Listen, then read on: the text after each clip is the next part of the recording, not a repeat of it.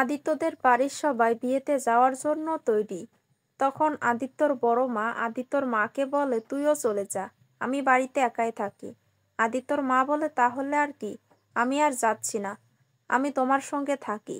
আমি চলে গেলে তো তুমি একদম একা হয়ে যাবে।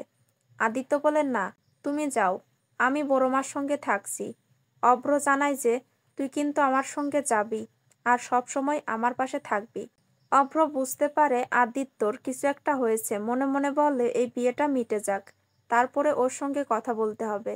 এদিকে দেখা যায় সুদীপা সুন্দরের কথা মতো বাড়ি থেকে বের হয়ে যায়।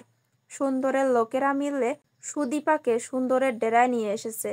তখন সুন্দর সুদীপাকে বলে, তুমি যদি আমাকে বিয়ে করো তাহলে তোমার বাবাকে আমি ছেড়ে দেব। সুদীপা বিয়ে করতে রাজি হয় না। তখন সুন্দর সুদীপার বাবাকে মেরে ফেলার ভয় দেখায়। সুদীপা রাজি হয়।